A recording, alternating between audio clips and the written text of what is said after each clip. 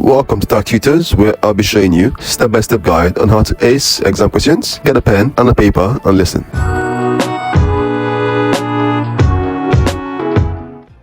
Which row of the table shows the endocrine gland and hormone involved in the control of blood glucose concentration? Okay, I know from knowledge that pancreas would release insulin, so pancreas insulin, that would be option D for 1 mark. And states a target organ for the hormone that controls blood glucose, so that would either go to the liver or the muscles, okay, for 1 mark.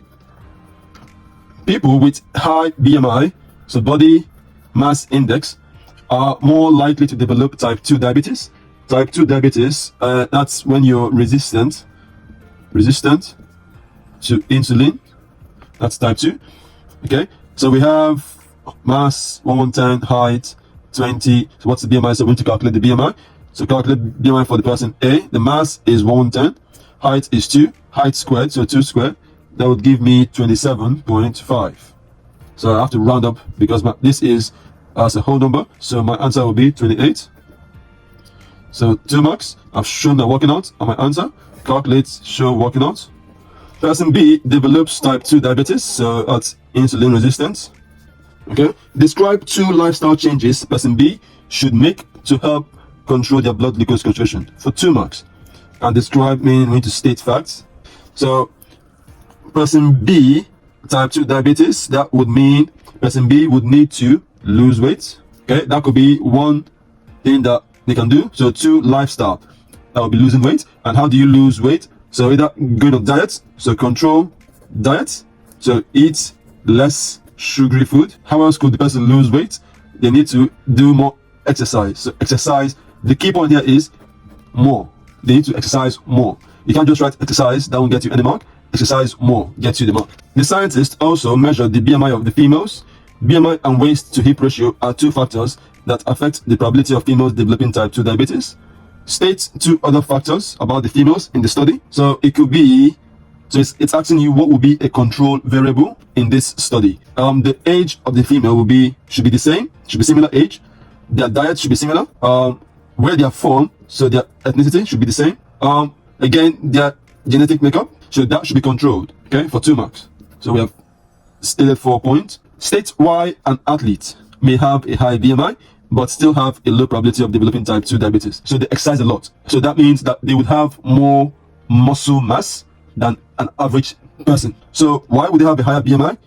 Probably because they have a high percentage of muscle instead of fat. Their high BMI is due to a high percentage of muscle mass instead of fat. So having more muscle mass, that gives you a low probability of developing type 2 diabetes. But if you have a lot of fat, that's dangerous. Figure 15 shows the effectiveness of different methods of contraceptives in the prevention of pregnancy during their first year of use. It shows the percentage of typical use, so when some mistakes are made, and perfect use, when no mistakes are made when they are used. So from this data, let's analyze the data. So we can see, so typical use, so some mistakes are made, so there was quite a percentage of pregnancy occurring here. When is the perfect use? So no mistakes are made. There was still a high percentage, but it reduced. So there was a reduction when the perfect use. So that's for barrier method. For hormonal method, we can see, yes, it had a low percentage when it's a typical use, but when there's a perfect use, there's a very, very low percentage of getting pregnant. So 0.3, 0.2, 0.3, 0.2. Okay. So the question says, compare and contrast the data for different contraceptive methods and types to advise a young adult as to the best contraception to avoid pregnancy. So this is a 6 mark question. Okay. And it says compare and contrast. So I need to give some differences and differences. Okay. So what is similar and what is different? So we will start with what is different about them. So we can see from the table that during, so let's bring back the table. So we can see that during typical use, there's a decrease. So we can see overall there's a decrease in the typical use when it's a perfect use. So from typical to perfect, there's a big difference. So perfect use are always better. Okay, so we'll keep that in mind.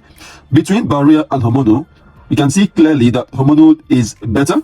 This is better than barrier because even at the typical use, there was less chance of getting pregnant than when you use the barrier. So less chance Okay, so that's the difference that we can see. So that means barrier method are less effective. They're less effective. What else could we see? We can see that the best method is these two. So combined pill and combined patch. So these are the two best methods because they give the lowest percentage of getting pregnant. So let's put all this in writing. So our first point would be during typical use, barrier method is a lot less effective. Yes, it is less effective, but it is a lot less effective than hormonal method. Point 2, during perfect use, barrier method is less effective than hormonal method. What else could we say? So we can say what could be a similar perfect use of both hormonal and barrier method are significantly more effective. So this is the similarity, more effective than typical use. 4, we have to use data here. For example, using a diaphragm on typical use had 16% chance of pregnancy compared to 6% during perfect use. What else could we say? 5, the use of combined pill and combined patch are the most effective contraceptive method with a perfect use of 0.2% and typical use of 8%. So I'm using data from the table to add to my writing. My last point would be the least effective. So I thought about the most effective. The least effective contraceptive method is the female condom. Okay, so from data, that's the least effective method. So we have 6 points. There's a lot more that we can write here. So we can add this, we can use this 6 if you want to. Blood tests can be used to check a person's blood glucose and hormone level. Figure 13 shows the results of 2 blood tests done on 3 people to check their blood glucose level.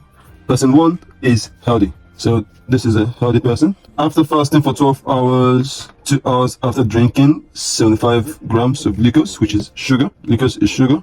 Person 2, similar to person 1, but a bit higher blood glucose level. But after 2 hours, so after fasting, so they are similar range, but there's a big difference. After drinking 75 grams of glucose, something is wrong here with the person. Person 3, again, this is a big difference. After fasting for 12 hours, again, there's a big jump after drinking glucose. Okay, compare the glucose level of person 1 with the glucose level of person 2 after fasting for 12 hours. So after fasting for 12 hours, we can see that person 2 had a slightly higher blood glucose level. So person 2 had a slightly higher blood glucose level than person 1 after fasting by 0.2 millimeter or millimoles second per liter. Okay, 5.6 minus 5.4 gives us 0.2. That's our 1 mark. The second question says, compare the glucose level of person 2 with the glucose level of person 1 2 hours after drinking 75 grams of glucose. So after drinking 75 grams of glucose, we can see the big jump. So this is about 2.6 difference. It's about 2.6 difference. So we write person 2 had a much higher blood glucose level than person 1 by 2.6 millimoles seconds per liter after drinking 75 grams of glucose. So that's our 1 mark. Person 3 cannot produce the hormones that controls blood glucose level. That was why it was that high. Okay, makes sense. State the hormone the person cannot produce. What hormone do we study about that balances the hormonal glucose level? That would be insulin. So person 3 does not produce insulin. That would be type 1 diabetes. Figure 14 shows the level of progesterone for a female during 5 different stages of the menstrual cycle. So stage 1, 2, 3, 4, 5. The levels are increasing, then they'll decrease. So increase and decrease. So from here, decrease. So from here, increase. So up to day 24 or 23, it will now begin to decrease. Okay. So the question says, describe the changes in the progesterone levels during the 28-day cycle. So we are going to say, so from day 1 to about day 14, so this is similar, stays the same, stays similar. So from day 15 to day 23, it would increase, and then from day 24 to day 28, it would decrease. So the scribe says, state the facts. So our first fact would be the progesterone levels remain low until day 14. So from day 14 to day 15, it would increase. That's a massive jump. The progesterone levels increase after day 14 from day 15 to day 23. The progesterone levels drop from day 24 to 28. So we have stated the fact. Explain why the progesterone levels changed following day 14. So following day 14 is a jump. Okay, so it would increase after day 14. Why is that? So that could be because what's the function, what's the importance of progesterone levels? It's to maintain the uterus lining. Okay, so why does it need to maintain the uterus lining? That is in case if the egg is fertilized.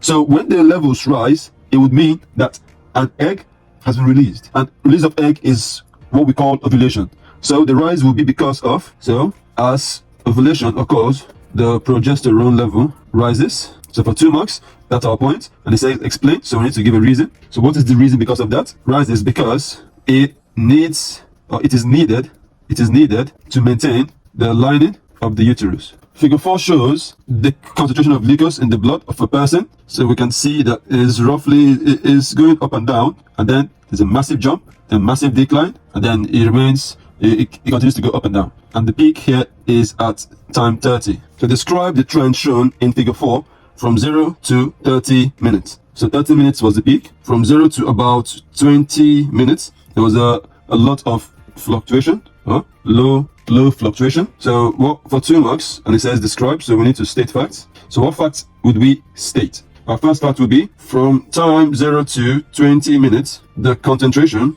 of glucose fluctuates, or you can say stays roughly the same. So our second fact would be from 20 minutes to 30 minutes, the concentration rises steeply. The concentration of glucose rises or increases. Okay, so that's our fact. Explain why the concentration of glucose decreases from 30 minutes to 40 minutes. So why did it decrease? So we can see the decrease. To bring back the graph, so we can see the decrease from 30 to 40 is here. So why is this happening over here? Why? That's what the graph equation is saying. Give a reason why this happened. So we say for 2 marks, our point would be the concentration glucose needs to be brought back level that it needs to be because insulin was released, decreased because more insulin was released to convert excess glucose into glycogen to be stored in the muscles. Okay, so that's our 2 points. Figure 7 shows the percentage possibility of people with diabetes developing other health problems. So dental disease, complication of pregnancy, high blood pressure, eye problems leading to blindness, amputation, nervous system disease, heart disease. Which health problem would a person with diabetes be most likely to develop? Dental disease, no. High blood pressure, okay. Heart disease, nervous system, it will be heart disease. So heart disease. High blood pressure damages capillaries. Give a reason why capillaries are damaged by high blood pressure. Now, for 1 mark, capillaries are very, very thin. So they are 1 cell thin. So we can say capillaries are very thin, or you can say have weak walls. So that's our 1 mark. Figure 3 shows the position of the endocrine glands in a woman and a man. Gland K in the ovary, adrenal glands, gland L in the testes. Okay. Draw 1 straight line from each hormone to the effects of the hormone on the body. So gland K in a woman in the ovary, that would prepare the uterus lining. So it can't be to decrease sweating, no. Can't be to control water, no. Cause facial hair growth in a woman, no. Increase glucose level, no. So it will be to prepare uterus lining for a fertilized egg. But in a man does not have eggs, so no. Increase glucose level, no. That would be from the pancreas, not the testes. Decrease sweating, no. So it would be causes facial hair to grow. That's the more likely answer. Complete the sentence by putting X in the box next to your answer. Sperm cells and egg cells contain sex chromosomes. X cells contain X chromosome. That's for 1 mark. Complete the Punnett square. So male will have an XY chromosome. Female will be XX. So this will be XXXX XY XY. Okay, that's for 2 marks. If you get these and these right, you get 1 mark. You get 1 mark. If you get this right, you get 1 mark. Calculate the percentage chance that a child will be female. Female is XX, so there's 1. So there's 2 out of 4. So that is a 50% chance. So 1 mark. The diagram shows the level of 2 hormones involved in the menstrual cycle and the thickness of the uterus lining. So hormone level estrogen for day 14, and then progesterone will rise after day 14. So this rises when egg is released and fertilized. So we can see in the same day 14, uterus lining begins to thicken. So that means progesterone is released here. Okay, that backs that up.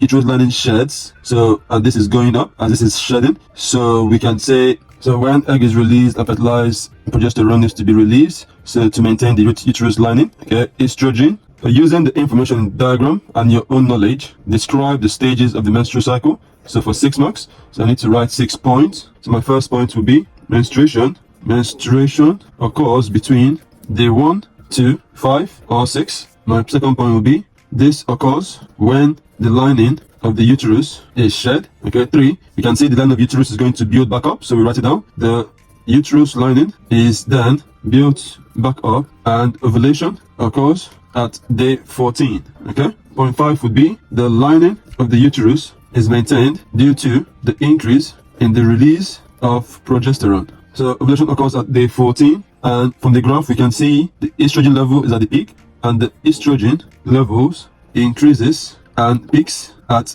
day 14. So I'm trying to use the two graphs to answer the question. Estrogen levels drops after ovulation. Okay, so we can see that it drops after ovulation. What else can I say? As progesterone level rises, increases. Okay, so that's 6 points for 6 marks. So menstruation occurs between day 1 to 5 or 6. Menstruation occurs when the lining of uterus is shed. The uterus lining is then built back up, and ovulation occurs at day 14, and estrogen levels increases and peaks at day 14. The line of the uterus is maintained due to the increase in the release of progesterone. Estrogen levels drop after ovulation as progesterone levels increases. So that's what I can see from the two graphs. Explain what happens to the uterus lining if a woman becomes pregnant. So for 2 marks, when it says explain, so we need to give a reason. If a woman becomes pregnant, the uterus lining is maintained or thickens. The uterus thickens or maintained. It says explain. This is because progesterone levels increases.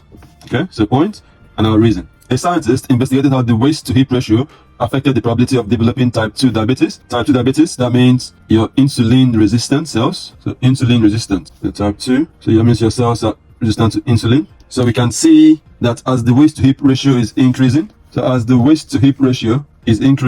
the probability of getting or developing type 2 diabetes would also increase. So describe the trend shown in figure 6. Use data in figure 6 in your answer. So for 2 marks, and describe means we need to state facts. So the first fact that I just went over is, as the waist to hip ratio increases, the probability of developing type 2 diabetes increases. Okay, for example, at 0.8 to 0.884 waist to hip ratio, probability is less than 10%, but at 0.95 to 0.99 waist to hip ratio, the probability of developing type 2 diabetes increases to 34%. 34%. So that's going from 10% to 34%. A female has a waist measurement of 70.3 centimeters and a hip measurement of 90 centimeters. Calculate, so that means show working out, the waist to hip ratio for this female. Use figure 6 to estimate the probability that she will develop type 2 diabetes. So we need to use the histogram in figure 6. To find the waist to hip ratio,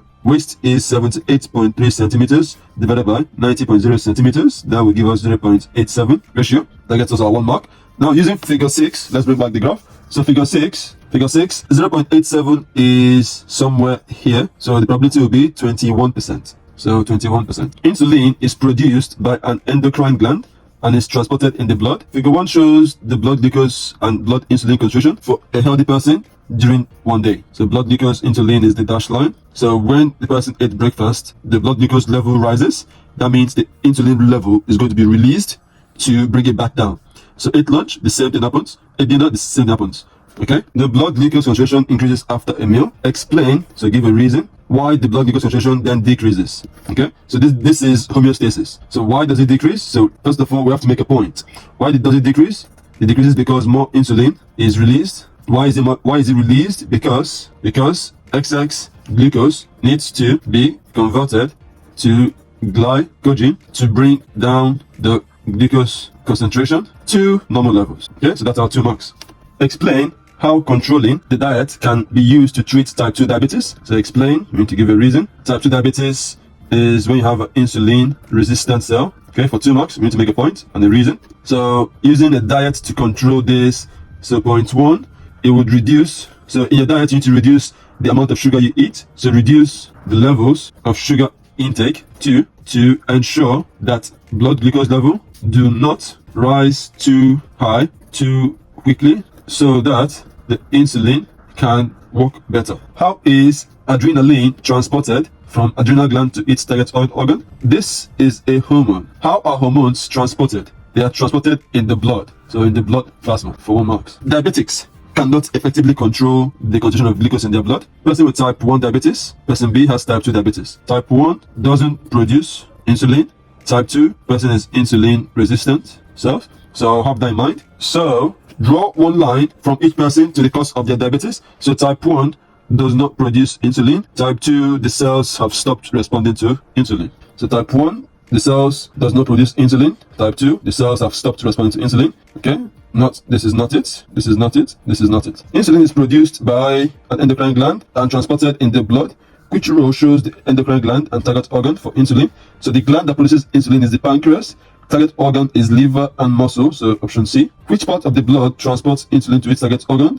Platelets, no. White blood cells, no. That's for infections. Red blood cells for oxygen. That'll be the plasma. It's for 1 mark. Endocrine glands make hormones. Which endocrine gland is situated in the head and attached to the brain? So that's the master gland. That will be the pituitary gland. What name is given to the process of maintaining the internal body condition? That will be homeostasis. 1 mark. The diagram shows changes in the thickness of the uterus lining during one menstrual cycle and the level of one hormone involved. So estrogen, then progesterone. Okay. Complete the sentence by putting a cross in the box next to your answer. This hormone causes uterus lining to thicken. That would be uterus lining to thicken would be estrogen. Then progesterone would maintain it. In the menstrual cycle, ovulation is most likely to occur in day 14. The government is trying to reduce the level of sugar in processed foods by 20%. A biscuit contains 7 grams of sugar. Calculate, working out, the mass of sugar in this biscuit if the mass of sugar is reduced by 20%. So 20% would be 20 divided by 100 times 7 grams. That would give us 1.4 grams. So this is 20% of 7 grams. So we need to take that away from 7 grams. So 7 grams minus 1.4 grams. That gives us 5.6 grams. So our answer is 5.6 grams.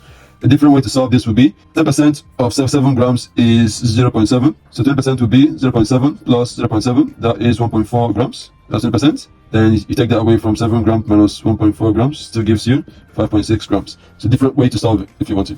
One aim of reducing sugar levels in food is to reduce the number of people with type 2 diabetes. Number of people with type 2 diabetes. Remember, this type 2 diabetes is insulin resistant cells. Males, females. So there's the percentage in males are way higher than females. Okay, percentage of people diagnosed with type 2 diabetes. So for males are way higher than females, and it would increase with age. So the older you are, the more chance of getting type 2 diabetes. Describe 2 trends shown in figure 6. So the first trend would be percentage diagnosed is higher in males than females. That was the first thing that we saw.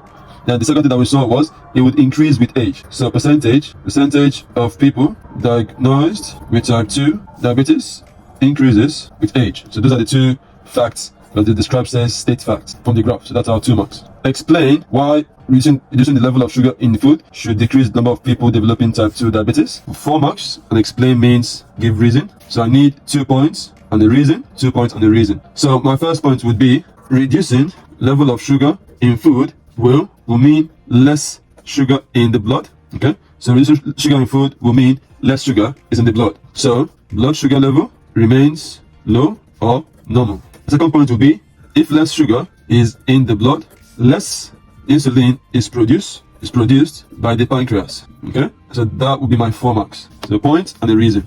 Food products that are lower in sugar will help people with type 1 diabetes to control the condition. Give one other way that type 1 diabetes is controlled.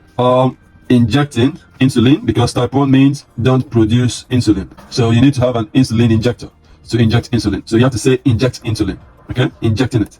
State 1 cause of type 1 diabetes. So there are many causes. It could be genetic inheritance. It could also be that the pancreas does not make insulin. Okay, so it could be that, or it could be that the pancreatic cells are not there, or it could be pancreatic cells are damaged. So if the cells are damaged, then they won't produce insulin. So any of these points will give you 1 mark. A scientist is planning to test a new treatment for type 2 diabetes. She selects 300 volunteers who have type 2 diabetes. State 2 other factors that scientists should consider when selecting the 300 volunteers. So again, they need to consider the gender, if it's all males or all females. Also their age. You can't mix young and old, because diabetes, the probability of getting diabetes will increase as you get older. So they need to be around the same age. Also, we need to consider their lifestyle. Okay, do they exercise a lot? What is their diet like? We can also consider their size, weight, BMI. So these things can be considered. So choose any 2. That'll be your 2 marks. If you have found this video useful, please like and leave a comment. Subscribe and share with your friends. The aim of the video is to help you. Until next time.